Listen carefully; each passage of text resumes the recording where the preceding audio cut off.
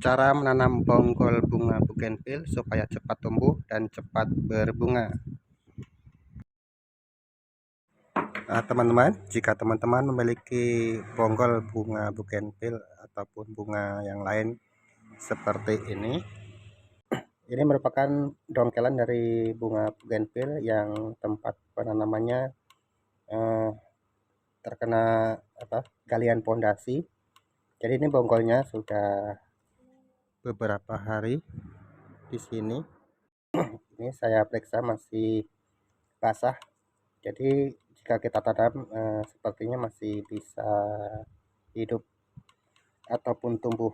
Nah, ini sebelum kita tanam kembali, kita rapikan dulu untuk perakarannya. Akarnya kita buang yang kira-kira tidak bagus. Pada intinya kita rapikan dulu untuk akarnya dan juga disesuaikan dengan tempat penanaman kita. Jika polybag ataupun pot bunga yang kita miliki ini kecil, maka bagian akar yang mekekeh itu yang posisinya melebar ke samping kita potong. Tetapi kalau pot bunga kita yang kita miliki ini besar ataupun lebar, maka akar-akar yang mengarah ke samping bisa kita biarkan saja. Kita buang saja yang akar-akar kecil dan akar serabutnya. Karena bunga bugenvil ini bisa dikembangbiakkan dengan cara stek ataupun jika batangnya kita penclas ataupun kita potong, kita tancapkan ke tanah juga bisa tumbuh. Jadi kalau akar yang kecil-kecil atau akar serabutnya kita buang, ada kemungkinan besar ataupun pasti bunga bugenvil ini akan tumbuh kembali. Jadi untuk kali ini kita buang saja akar-akar yang kecil dan akar serabut supaya nanti pada saat tanaman ataupun kita meletakkan pada pot bunga ataupun tempat penanaman sementaranya, kita bisa dengan mudah. Nah, seperti ini akar yang menjulur ke samping atau keluar, melebar maksudnya, kita potong sesuaikan dengan tempat penanaman yang kita miliki. Nah, ini bagian atas bekas potongan kita bersihkan kembali atau kita seperti ini, kita gores kembali supaya bagian yang kering bagian atasnya ini tidak menjalar ke bawah. Nah, setelah ini kita rapikan, baru kita tanam di tempat penanaman ataupun di tempat polybag seperti ini. Nah, ini di tempat polybag dan diletakkan di tempat yang teduh. Nah, setelah tumbuh seperti ini, sebaiknya kita letakkan di tempat yang terkena panas matahari atau sinar matahari secara langsung. Jika teman-teman akan merekayasa ataupun supaya tunas-tunas yang tumbuh ini keluar bunganya cepat, maka teman-teman bisa merekayasa dengan cara sambung pucuk pada tiap tunas yang tumbuh pada bonggol bugenvil ini. Karena kalau tunas yang tumbuh alami ini biasanya akan keluar bunganya agak lama, sehingga kalau teman-teman ingin mempercepat atau mempersingkat dengan cara sambung pucuk, maka bunga bugenvil yang teman-teman miliki bisa tumbuh bunga secara singkat ataupun cepat. Untuk menyambung pucuknya kita siapkan seperti ini. Ini pisau silet yang harus kita bersihkan terlebih dahulu. Walaupun masih baru tetap kita lap seperti ini. Kemudian ini bawang merah kita untuk membersihkan pisau kita supaya bakteri yang ada di bakteri jahat yang ada di pisau silet kita ini bisa mati. Kemudian tali, bisa menggunakan tali seperti ini, bisa juga dengan tali yang khusus untuk melakukan grafting. Kemudian yang terpenting ini juga ada entres yang harus kita sediakan. Ini dari pucuk bunga yang lain yang sudah berbunga, maksudnya batang utamanya. Kemudian kita iris pipih seperti ini, pipih bagian tengahnya kita iris seperti ini. Kalau bisa mengirisnya sekali gores atau sekali iris.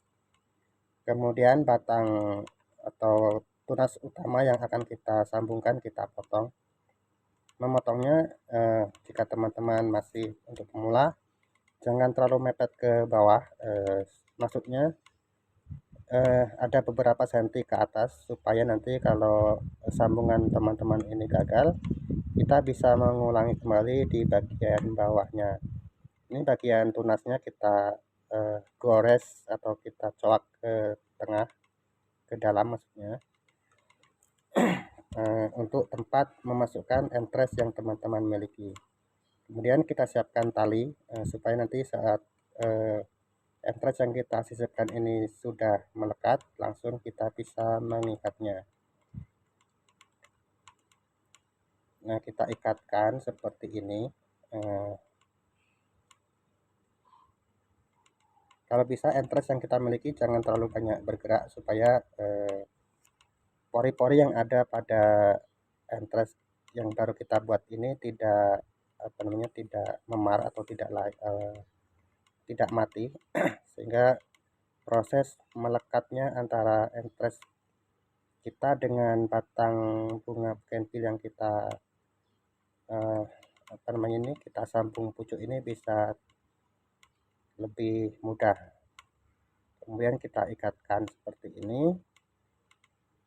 Setelah ini baru bisa kita memberikan sungkup, tetapi kalau suhu pada